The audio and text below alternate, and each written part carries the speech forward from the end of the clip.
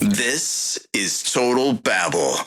Total Babble. It's a show about music, pop culture, social media, movies, the internet, relationships, TV, whatever. Total Babble. The Total Babble Podcast. What is the deal with the smirk on your face? Jesus. I just sent you a text message without any context. Hey, nice buns. Thanks. I've been learning how to bake. I've been teaching myself how to bake bread. I know, and these are much better than the ones you did last week. You're making progress. I've been practicing twice a day, and I've finally cracked Where you the don't code. really make buns, but you pretend to make buns? Is that how you practice? No, it's where I make them and they're shit, and then I throw them in the trash. Okay. And then try again. There is a reason why most people don't make their own bread from scratch, because it is very difficult. Yeah. Very difficult. All right, well, show has started. This is Bread Talk. Welcome to it. I'm Stu. She's Emily. This is where we get together weekly and just talk about bread. We do. We bump the mic and then we say, oh, sorry, I was kneading bread at that point. Yeah, pinching off a loaf. Or is that something different? That's after, I think. Oh, okay. Yeah. So we haven't talked much this week, so I'll just start and say, hey, let's talk about death. Want to talk about some death? I'll talk about death. Yeah, sure. I mean, why not? I always like to start with the light topics first. Yeah, I mean, sometimes they say ease into things, but you know me, I'm like a bull in a china shop with a stick of dynamite up my ass, so we could go with that. Wow, I just made that up, and it sounded like one of your colloquialisms. Anyway. Wow. Yeah. I had a coworker die this week, and it was bad and sad and depressing, and this is somebody that when we were in offices, I shared an office with this person for a little while, and we weren't like best friends, but we got along well enough, and I had good respect for, and now we've been completely remote since COVID, haven't even seen this person, and it's just weird because I got on a Teams call with everybody and just cried in front of everybody.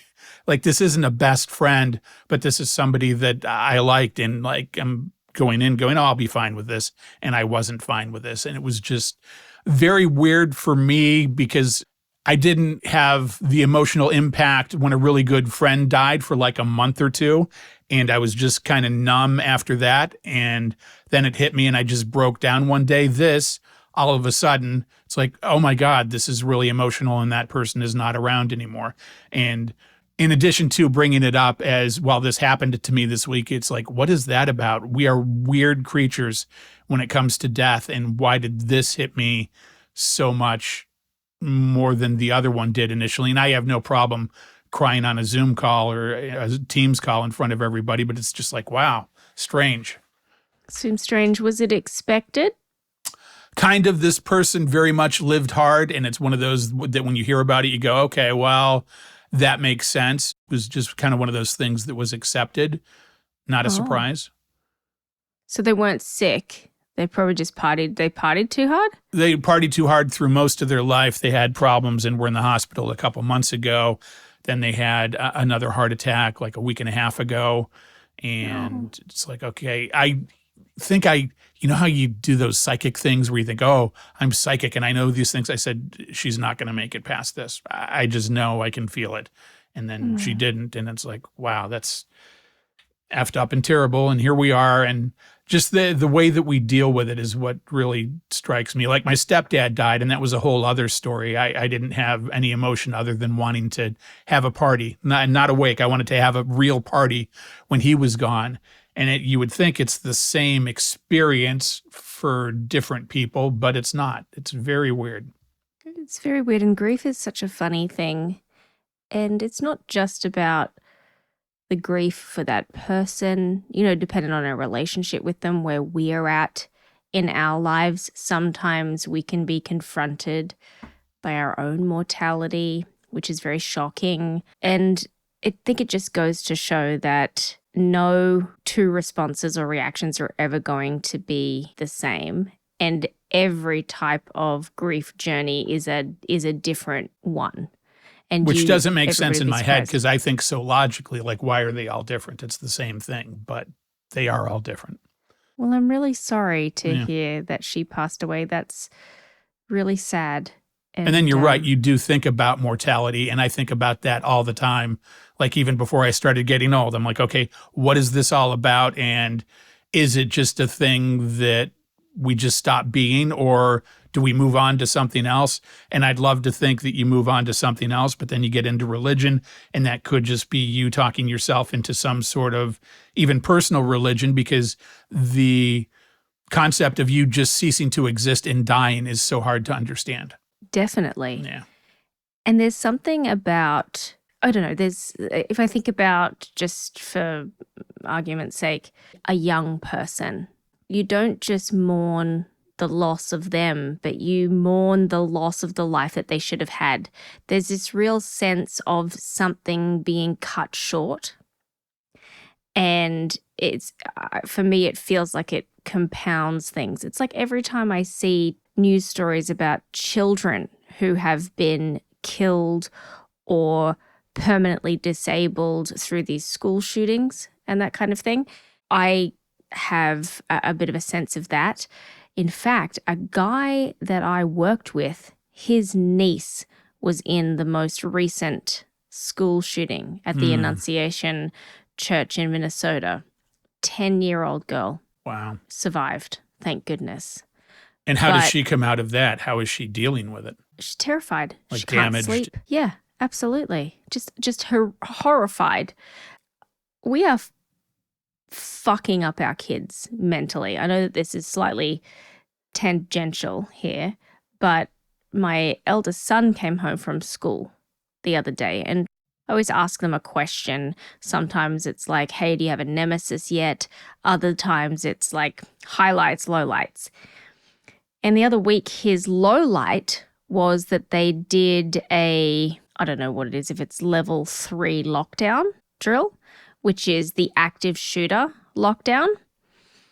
But they didn't tell anyone that it was a drill. That would make me mad as a parent. He was terrified. Yeah. And lots of the kids started freaking out aggressively. And luckily, one of the teachers came and said, it's okay, it's just a drill, it's just a drill. But he couldn't sleep that night. Because of the shock of it and the shock to his system, probably.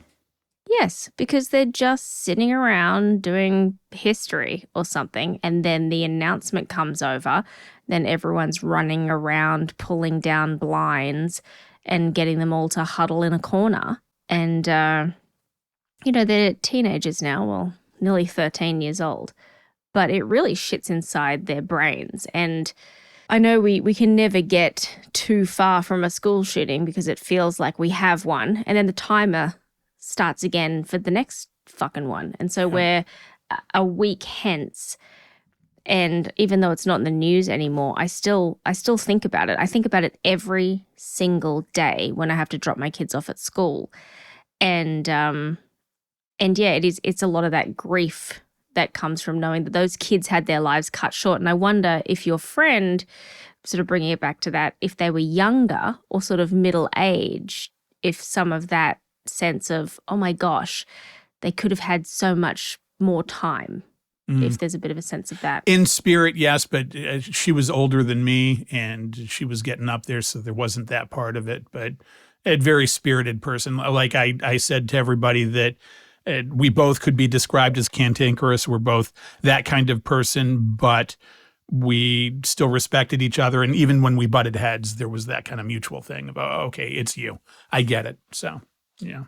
And back to your thing about the kids, I would think that as an adult and a parent, I would have a real problem with that, because if you do that bullshit drill enough times, it's going to start happening that the kids are going to think it's a drill. And then if a real one happens, maybe they're not going to take it as seriously. And that could cause problems. I would really be at PTA meetings screaming about that.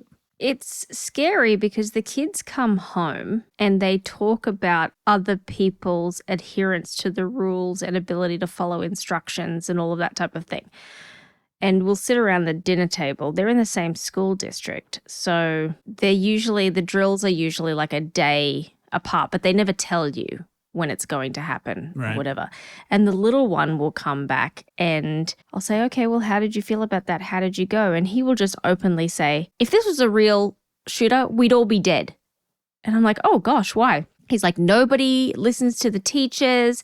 They say be silent, and everyone is pushing each other and joking and laughing, and none of the doors lock, and there's no blinds on the window. So it's already become too commonplace, basically. Yeah, it's already become too commonplace. They do it probably once every 8 weeks, at least. And they do all different types of lockdowns as well. There's not just the active shooter drill, but that's the one that's the most mentally scarring for the children.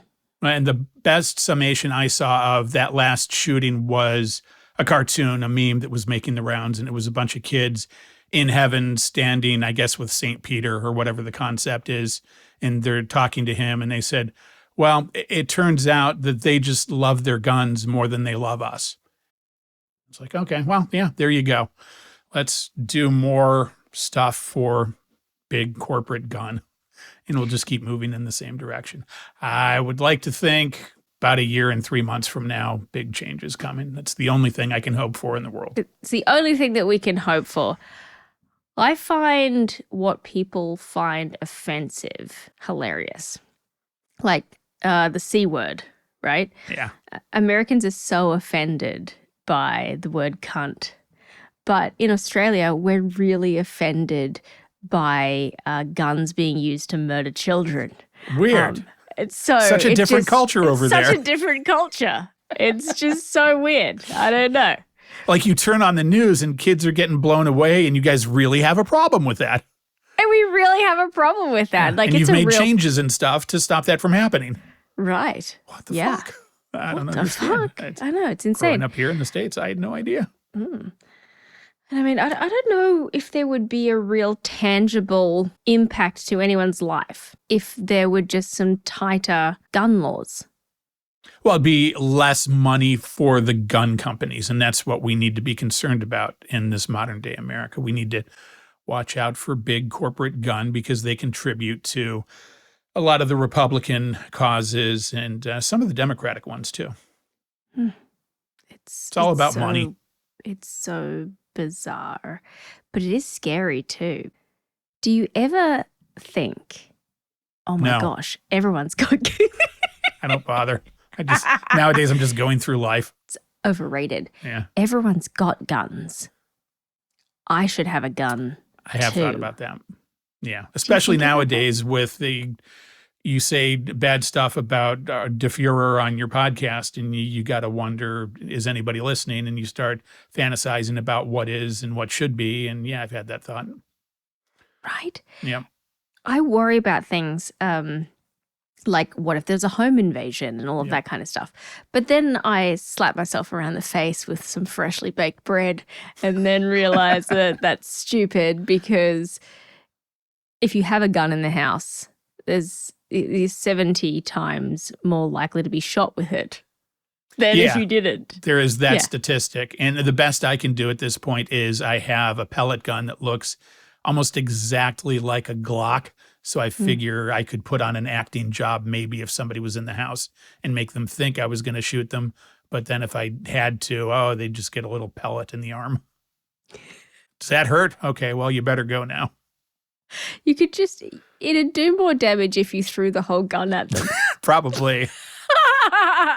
I'll try that if it comes up. We should just rig up our houses Home Alone style. I went back and watched that movie and realized that so many of those traps would have caused a mortal wound. Did you see the one?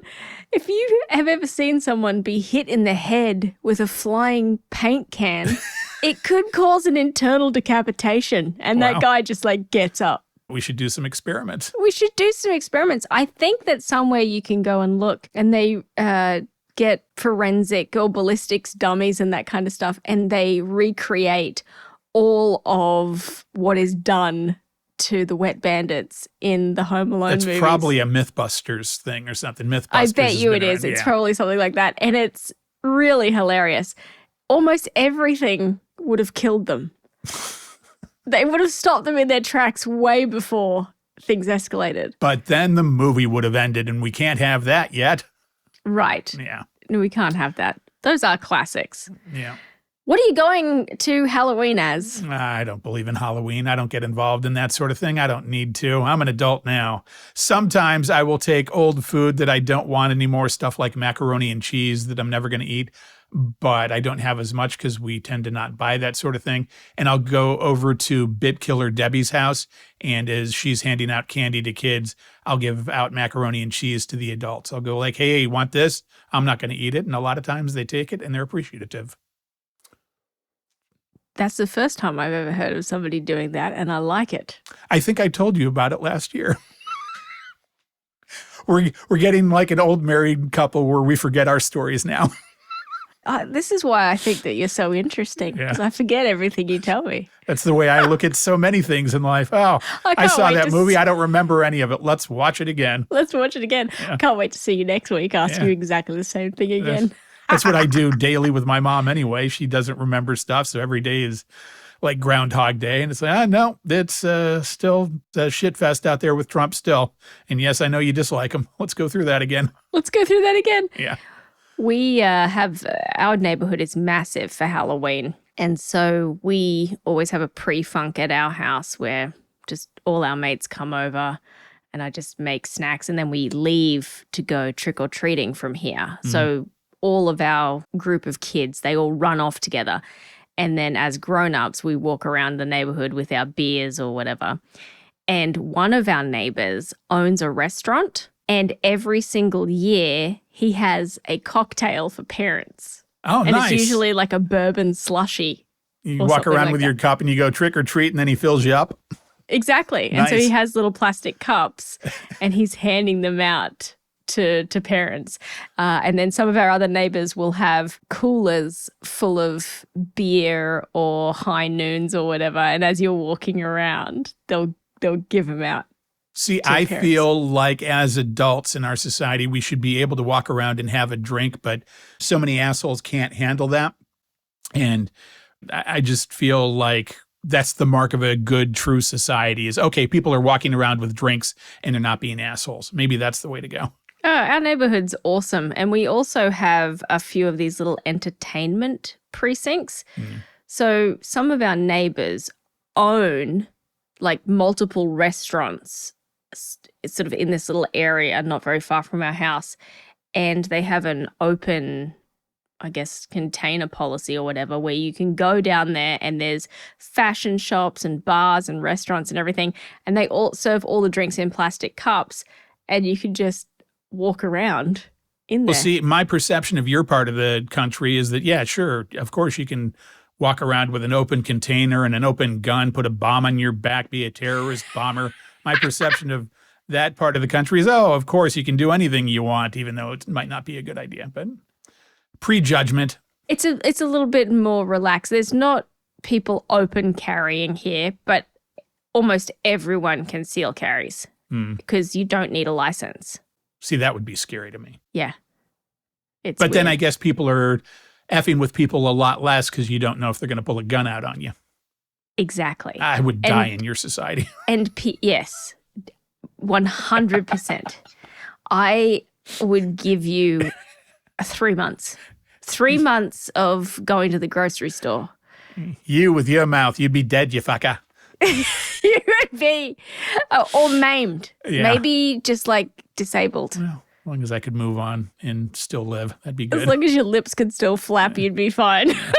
Wouldn't be able to scratch my own nose, but I'd still be alive. I would hope so. Yeah. But there would be something terrifying that would happen. There would be something bad that would happen. Yeah. Yeah. So I have had a busy week. Moving on, I would like to do this public service announcement for everybody. Please do. Everybody should know, everybody should be aware that some people put seat covers on their car made out of some kind of fake animal fur, and then they smoke in them for 20 years without ever cleaning the car. And then some people expect their son to drive them around in this rolling ashtray, though their son literally cannot breathe. That happens from time to time. And I just wanted to mention that when that happens, you cannot pull off the seat covers and simply put them in the washing machine. They'll disintegrate. Because they will shred to shit and get caught up in the internals of the washing machine and ruin the washing machine. And at that point, just spend $600 on a new washer. That is the only way to go. That is the lesson I learned this week. I'm so sorry. Yeah.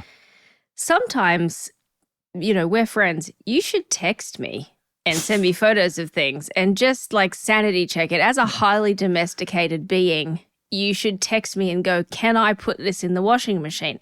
Because dollars to donuts, I've made that mistake before, and I could have warned you that was not the move. Next time I will do that. I didn't just go into this blindly bull in a china shop with a stick of dynamite up its ass. I did look at the seat covers, and it did not say anywhere on there not to put them in a washing machine. And the guy I was talking to about cleaning the car and detailing the car so that it doesn't smell like a rolling ashtray, he was asked if there was any problem with putting them in the washer. And he said, oh, yeah, it should be fine. Well, no, it's not. It's all in the bearings, and you have to get a whole new washer. $600 mistake. I recommend Lowe's, by the way. Lowe's. Yes. So do I. I buy my appliances from there. Double endorsement for Lowe's. Their delivery drivers were great, very cordial, very thorough, very professional, but their automated system is ass.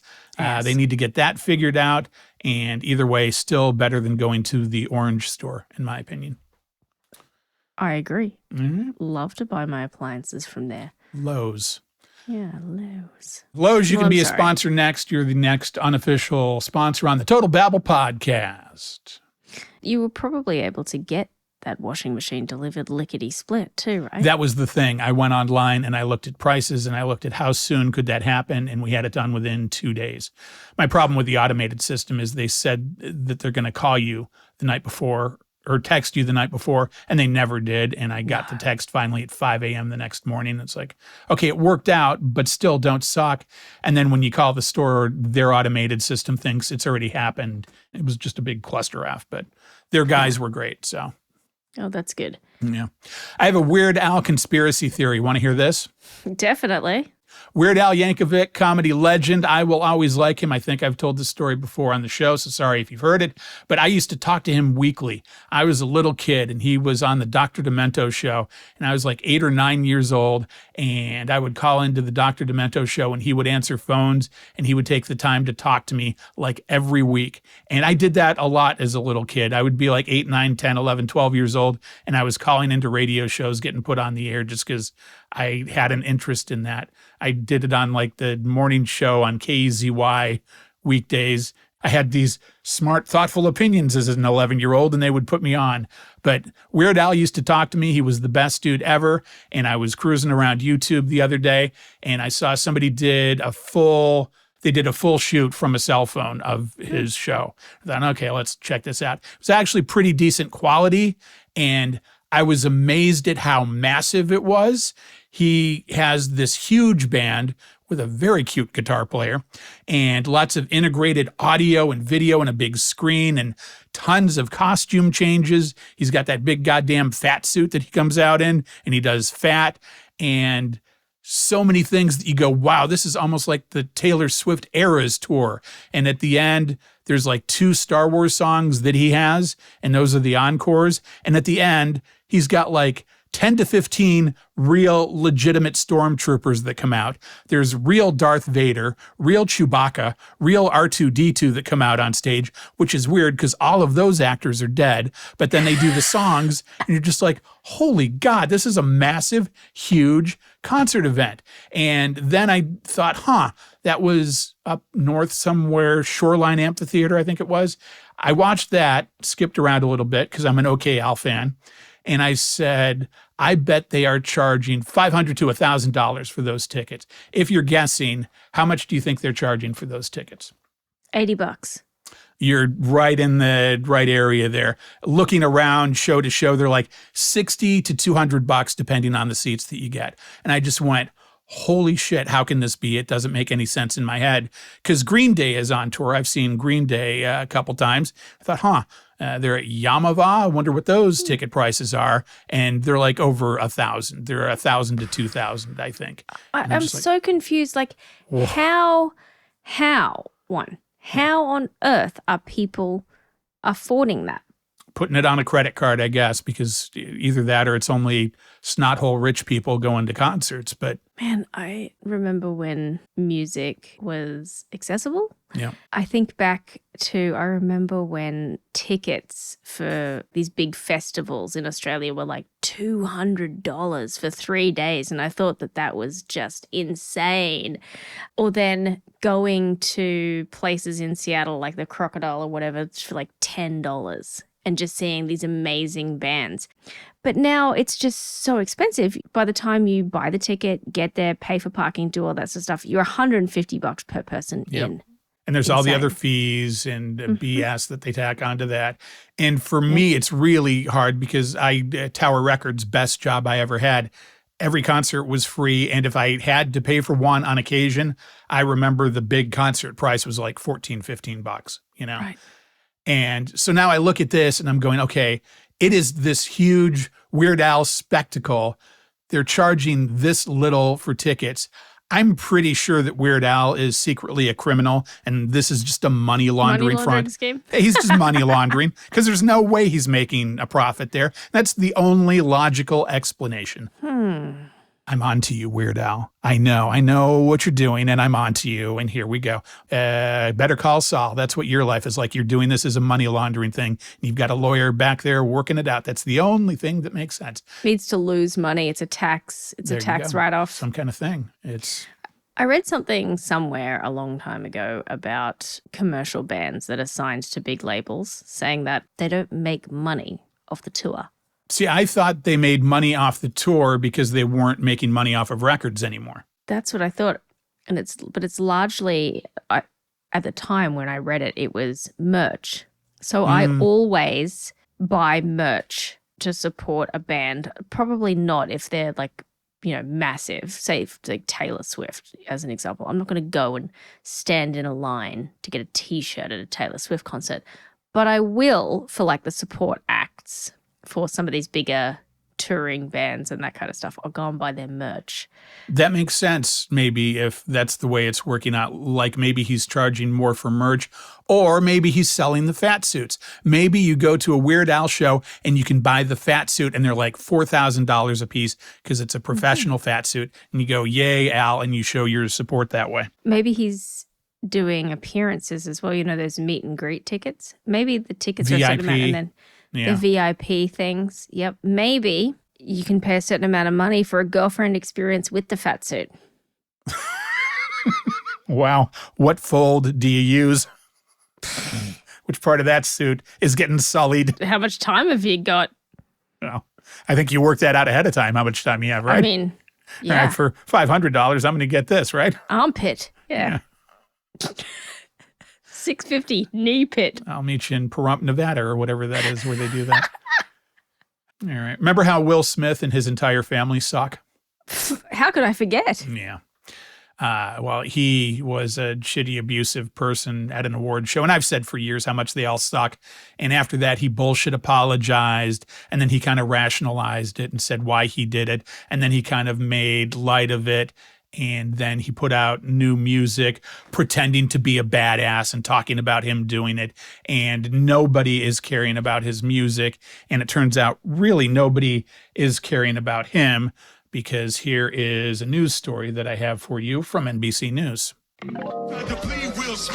Will Smith posting a promotional video from his concerts after releasing a new album.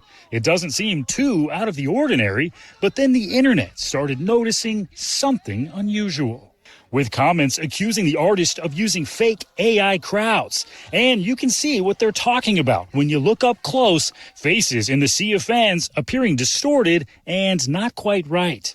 You look at it and you go, something doesn't look right there. And then they investigated it. And yeah, people are just not showing up to see Will, to the point where he can't film a video of the crowd. So they're just inserting people. Robots are just taking care of it. And robots are not good. We asked AI expert Hani Farid for a second opinion. So there's no doubt that there is real footage in the video.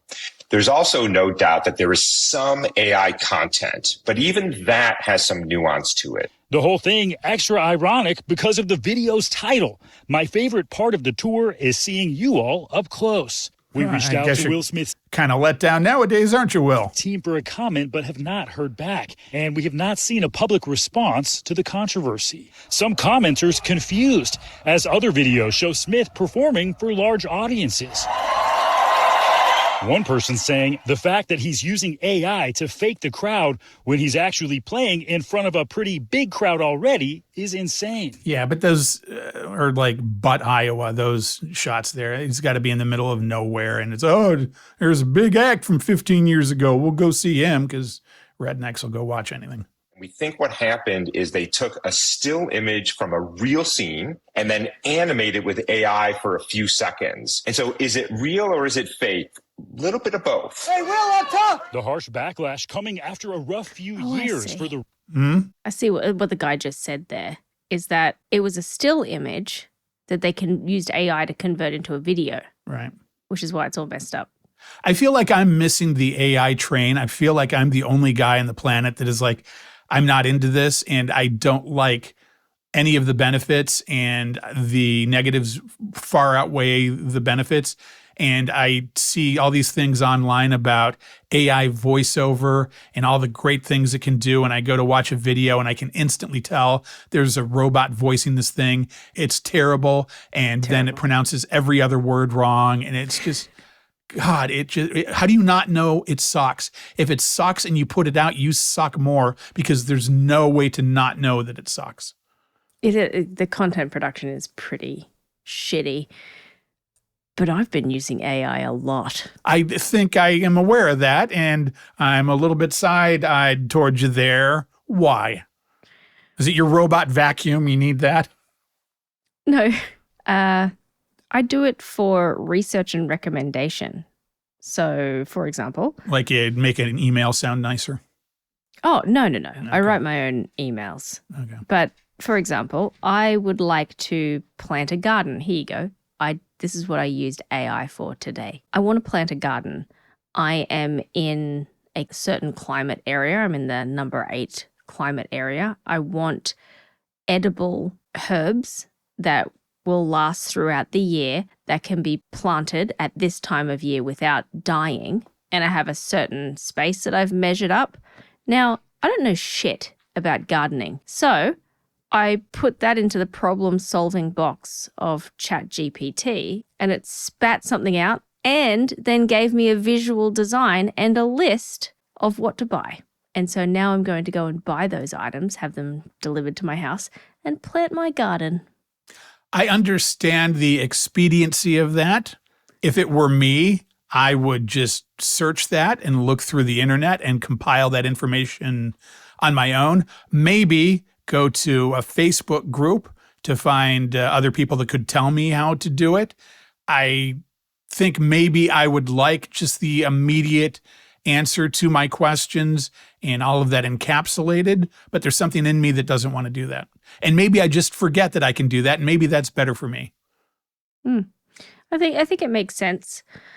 I did hear that they've now got robots that can change their own batteries. So that's scary. The inevitable march towards robot death is almost complete. Yeah. I mean, unless you sneak behind them and rip the battery out of their back like an action movie, then we're pretty much screwed, is the way it's going to happen. Oh, next they'll be solar powered. Oh, my God, solar powered robots. That's scary crap. Mm-hmm. Then what we'll have to do is put a giant dome over the world so we can black it out at some times, and we'll be living in darkness, and that will be the plot of the sci-fi movie. We're living in darkness so that the solar robots don't get us. Oh my goodness, can you imagine? I think we were driving the other day, and we were talking about robots and all that sort of thing, and guessing, what will you be able to buy from the Home Depot in 2050? Yeah. And one of my kids pipes up and someone's like, sunny day birthday weather. Like, imagine that, middle of November, sunshine and 80 degrees. What do we want it to look like today? Go make the purchase. That'll be great. Make the purchase. I was like, that's so creative and funny. Too much technology, more humanism is what we need. That's the way I feel. And I agree I feel with like you. you're at least a tiny bit of a sellout. You could compile that on your own. You're a smart woman. Do it on your own. Come on. I mean, I definitely could. Yeah. But I like it. It's fun.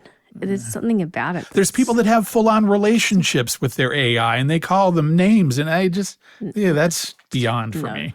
That is fucked up. Yeah. That's, They get way too needy and dependent, and that's weird. I don't know if this is the right attitude or not, but I think that those people are fucking mental no matter what. I mean, if it wasn't AI sex bot, it would be something else weird.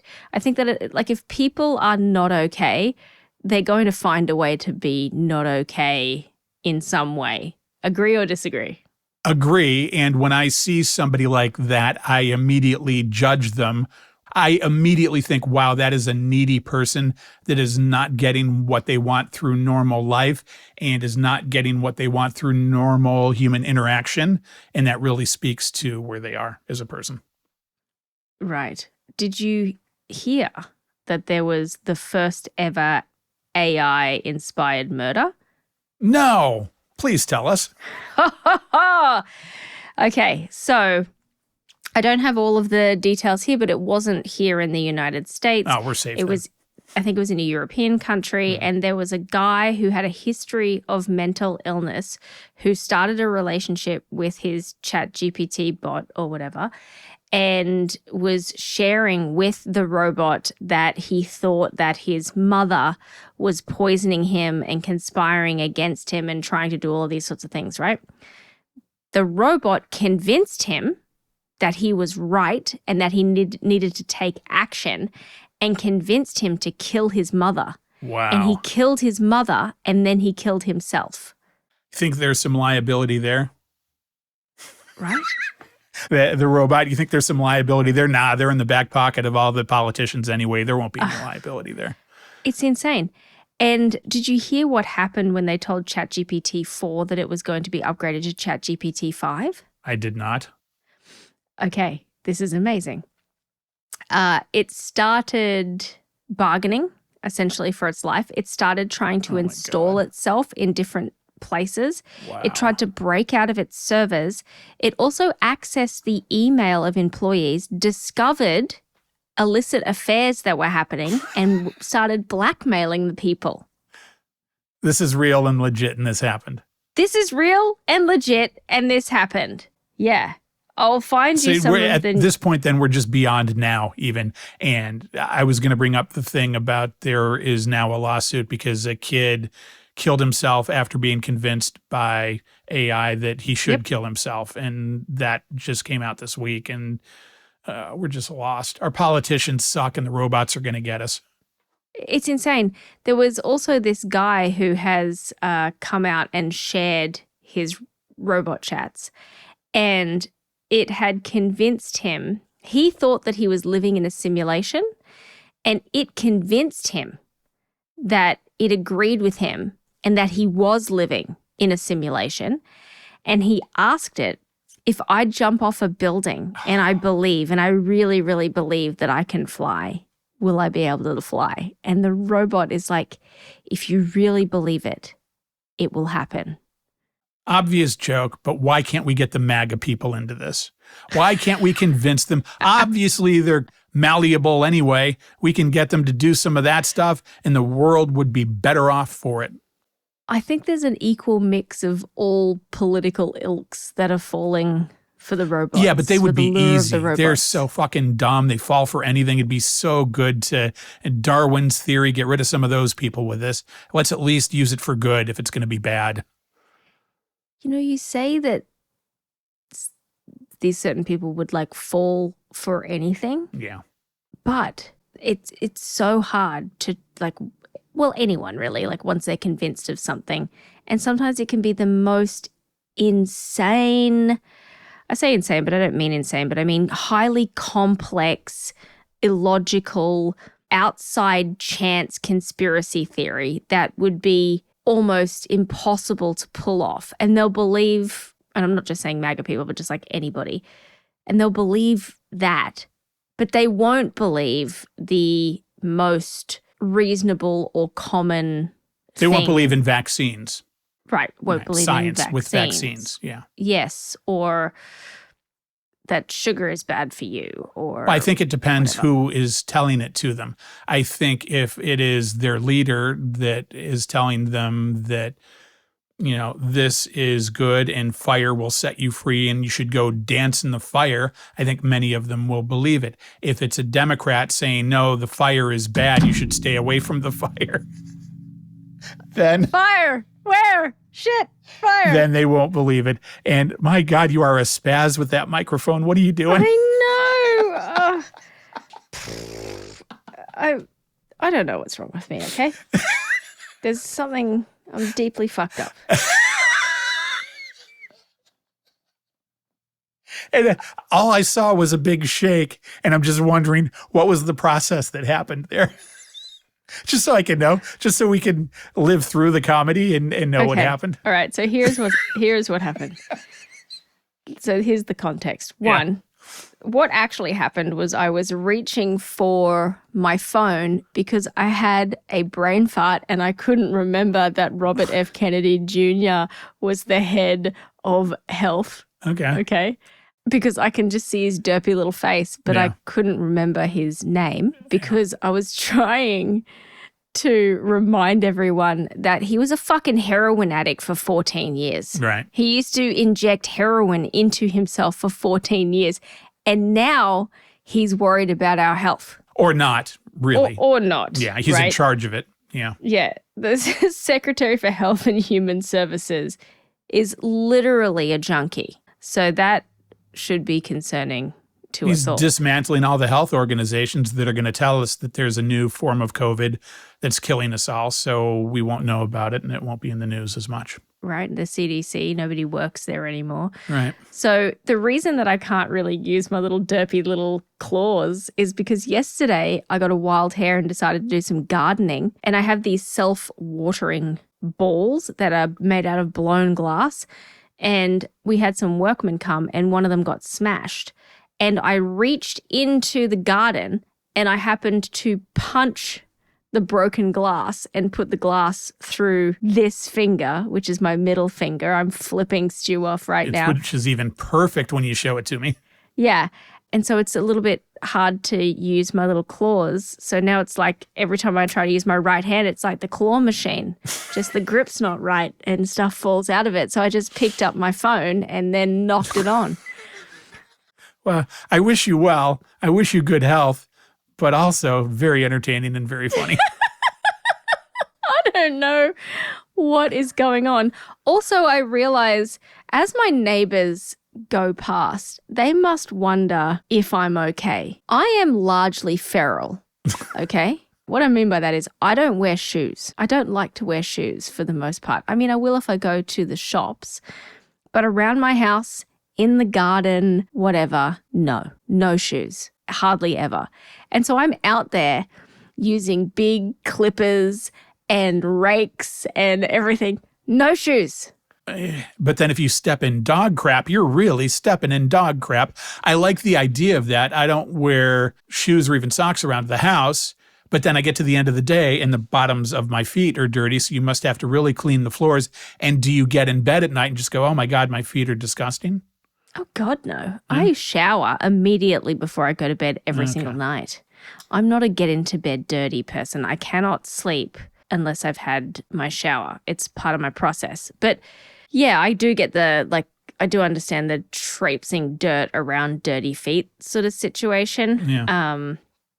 But yeah, I was trimming rose bushes yesterday. Do you think I put shoes on? No, I did not. Maybe that is your health issue. Maybe you're poisoned by lots of stuff that you're stepping on that's getting into your system. It's an interesting thought. Don't rose thorns have like a minor amount of poison in them or something to keep animals away? I could be wrong. Maybe. I mean, I didn't step on the rose Yeah. thorns. I feel it's almost like a little game of Frogger, right? So one, there's no dog shit in my front yard. So that's where I was operating yesterday. So I didn't But have there's to been worry. dog shit there, and you're stepping on the remnants of dog shit. Has there? You had dogs, they shit where you're walking, right? No, not in the front yard. They shit in the backyard. I've fully fenced backyard. The dogs don't come in the front yard. All right. So I'm sort of walking around, and then I'm jumping over thorny bushes like it's, Super Mario, like around. It's ridiculous. Then the next time that you go to garden, as you walk out the front door, I need you to yell, "It's a me," and just do that. I will. I will, for sure.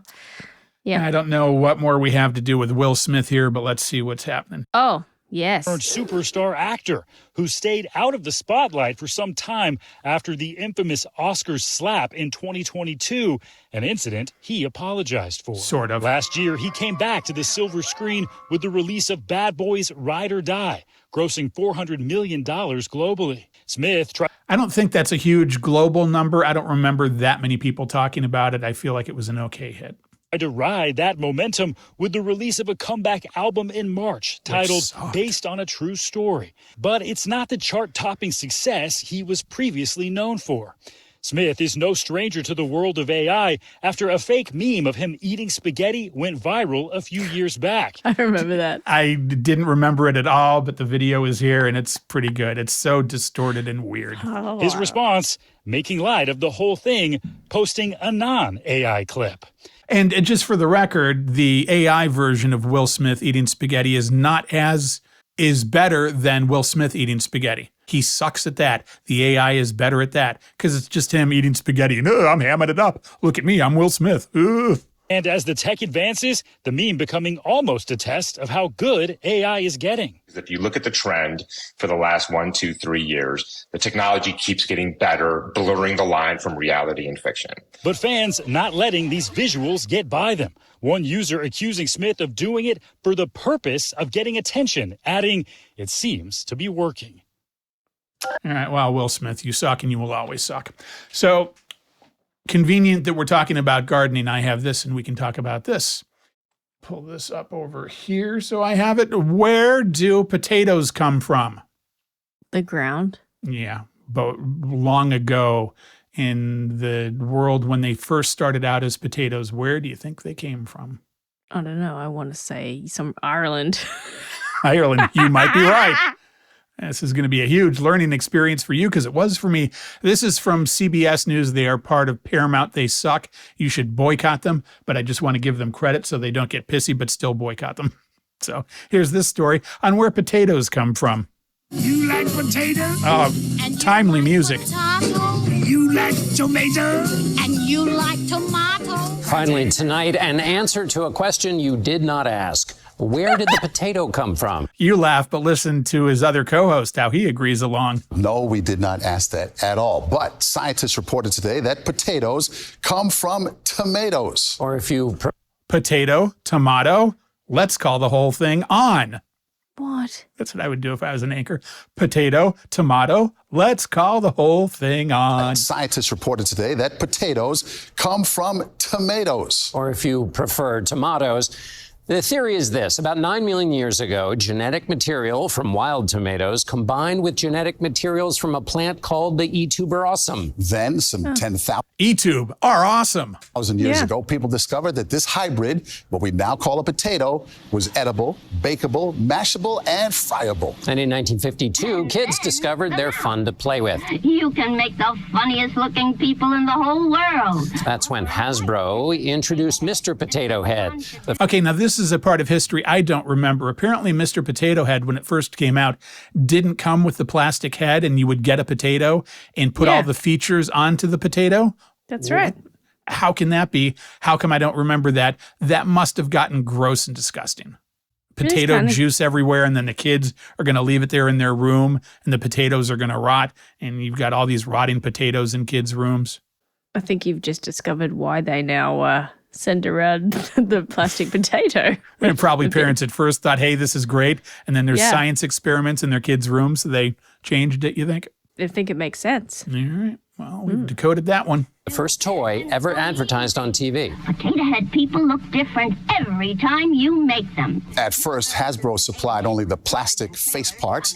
Mom provided the potato, a real Okay, why did it have to be Mom? Sexist fuck. potato. It wasn't until 1964 that Hasbro started including a plastic head. So no more playing with your food. The story of the potato in a nutshell, whether you asked or not. So next week, we're going to combine the strawberry and the tomato and see what happens. I'm going to have a salad. That'll be great. Boycott CBS Paramount. They didn't actually answer the question. And my terrible joke about Ireland is actually, it's not true. Potatoes are Peruvian.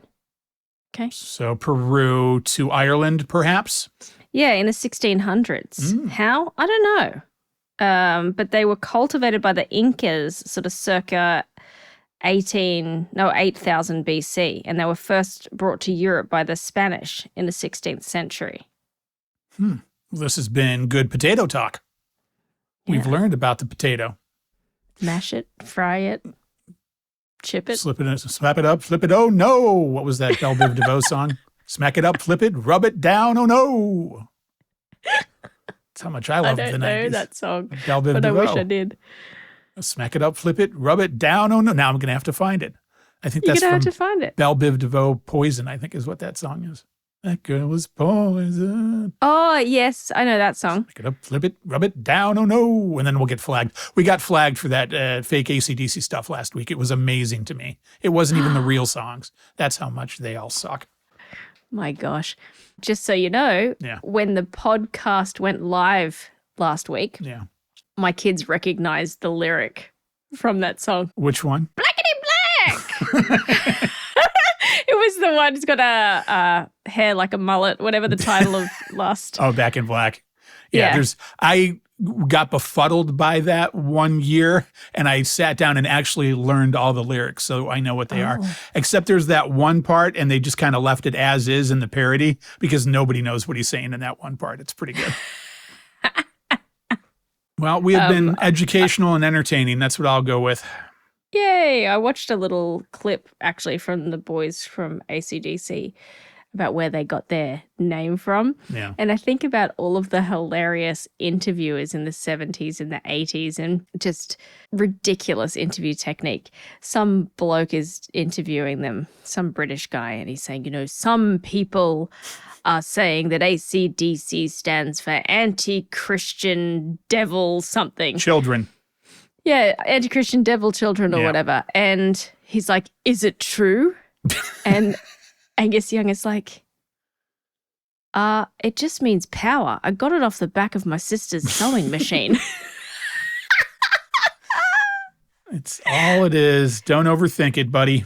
That's how they named their band. Yeah. They looked at the back of his sister's sewing machine and it had AC/DC. And they were like, yep, that's it. That is a great... God damn it. Hey, Siri, stop. Fucking robots. I should have been way more professional than that. Now I feel bad. All right. Well, that was telling me something. Oh, yeah. It means I need to make breakfast, I think is what that means. Anyway, we're learning so much about me here Got a today. good bread recipe, although it will take you 5 hours. Yeah, I had a really good capper to end the show, but now I've been thrown off and I don't have it in me. All right. Well, we can just end this fucker. Wow, that seems really sinister. Let's just fucking end it. Let's just end it all. End it all now. We End don't it know all what's going to now. happen. Is it going to end, or do I move on to another plane and dimension and then I'll have eternal knowledge? Or is it going to be like Defending Your Life and Rip Torn is going to be there? Oh, I was going to mention this. And I know I'm going to harp on it, and I might be even obnoxious about it, but I'm going to put it out there. And I know I was obnoxious about it last week and went a little bit overboard and even trimmed myself in last week's show a little bit because I went on too much. But where are you at on the Peacemaker? Oh, we've started watching it. Okay, from season 1? Yes. Okay. Yeah. I just, because it's very important to me. I can tell. Fucking hell. I thought this was going to be something like super impactful. Yeah, we started watching it. Peacemaker is I think, the best show on TV. And season 2, though they're only putting them out a week at a time, gets better each week, and it's just great. And I'll tell you, you're not supposed to listen to this show if you're not watching Peacemaker. We've only watched the first episode Which is because good. husband is back on the road. Yeah. After the show last week, we went and watched it. We'll keep watching it when he gets back. But, as you know, I'm a bit of a prude. So There's some stuff there. Yeah, exactly. Was it the part with the hooker? Was that in there? Well, in the first episode, Yeah. he goes and he picks up a lady at a bar, right? Okay, and goes not the back. hooker. Yeah, I thought she was a hooker, not a hooker. but Okay. yeah. Goes back to her house. Things get sideways. Yeah. But before that, there is a pretty graphic sex scene. Both my husband and I, like, as it sort of zooms out and shows it, we both went, holy shit! Like, we were both like, oh my God. It was like completely unexpected. See, I wouldn't say graphic. I would say realistic. They're not showing parts, really. You see boob. Yeah, right. But they're both completely naked. Yeah. And it's not like a close-up shot. It's from a distance, so you can see both of their entire bodies. Yeah. And there's not that much more of that in the first season. And then season 2, the opening episode, there is an orgy scene, but it's okay because it's a funny orgy scene. It's an orgy scene where you go, oh my God, that is hilarious. This is just happening right now. So context. Yeah. It is weird. The show itself, or? Yeah, it is. Well, it's weird. superheroes doing superhero stuff, but there's so much comedy and so much outrageousness involved. That's the best part. And you're going to get into all of his relationships with the superhero that is wanting to be his buddy and worships him and all that stuff. Oh, yeah, the V or whatever. Hey, it's V. Yeah. And then they wrap it up and you'll get to season 2 and it just gets better and better. And also Jennifer Holland, one of my favorite people. Is that the blonde? That's the blonde. That's his wife in real life, James Gunn's wife. And I just love her. Yeah.